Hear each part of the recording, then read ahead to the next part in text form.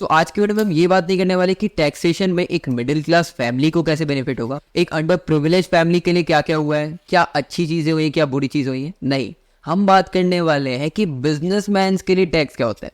हाँ, और ये टैक्स हमारे लिए और बिजनेसमैन के लिए बिल्कुल ही अलग है।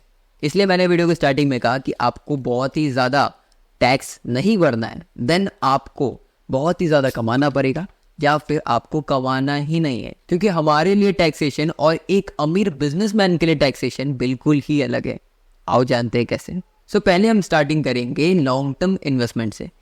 एक मिडिल क्लास या हमारी तरह एक इंसान नॉर्मली इन्वेस्ट कैसे करता है। अगर हम रियल एस्टेट में इन्वेस्ट करते हैं तो वहां पर भी इंडेक्सेशन का प्रॉब्लम है। और तो और अगर हम थोड़ा सा दिमाग यूज करते हैं या आप अगर मुझे फॉलो करते हो तो आप स्टॉक मार्केट में जरूर इन्वेस्ट करते होगे।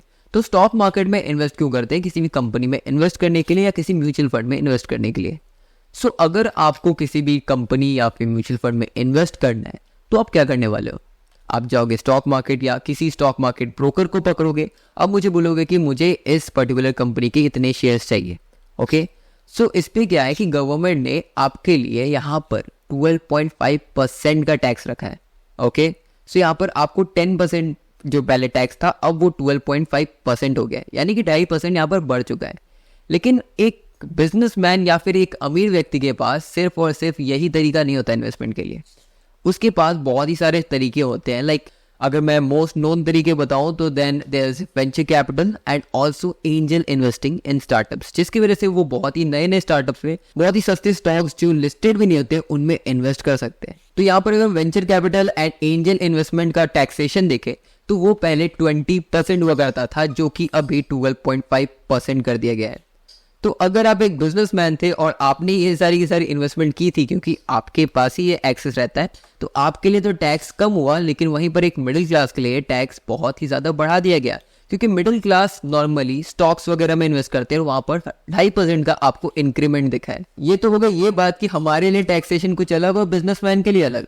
तो ये सारी की सारी चीज़ हम समझ गए। अब अगर हम दूसरी चीज़ पर आए तो दूसरी चीज़ ये है कि पहले जो एंजल टैक्सेशन होता था, एंजल टैक्सेशन होता है कि अगर आप एक एंजल इन्वेस्टर हो, या मैं एंजल इन्वेस्टर को अच्छे से एक्सप्लेन करता हूँ। मान लो आज मैं एक कंपनी बिल्ड करना चाहता हूँ और मुझे कंपनी बिल्ड करने के लिए पैसे चाहिए, तो मैं लोन नहीं लेने वाला क्योंकि शायद मेरे पास लोन का एक्सेस ना हो बैंक से।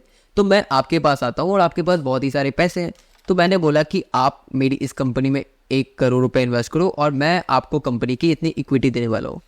एज एन इन्वेस्टर आप एक एंजल इन्वेस्टर कहलाते हो और आपने मेरी कंपनी में इन्वेस्ट कर दिया। आप एक एंजल इन्वेस्टर कहलाते हो और क्योंकि आपने मेरी कंपनी को उस टाइम में हेल्प किया था जबकि वो लिस्टेड भी नहीं थी, तो यहाँ पर आपको बहुत ही सस्ते दाम में शेयर मिल रहा है। और तो और यहाँ पर इस बजट में इस टैक्स को भी एबॉलिश कर दिया गया है, यानी कि एंजल टैक्सेशन का पूरा एबॉलिश कर दिया गया है। बहुत ही ज्यादा कम रेट्स में, बहुत ही ज्यादा वैल्यूएशन में अपनी कंपनीज को शो कर पाएंगे और इसका फायदा इनकी एंजल इन्वेस्टर को बहुत ही ज्यादा मिलने वाला है। और ये सारी की सारी चीजें हमें बजट अनाउंसमेंट के टाइम में उतना ज्यादा ब्रीफली नहीं बताया गया था। इसलिए कहा करता हूँ यार, मुझे फॉलो कर लिया करो।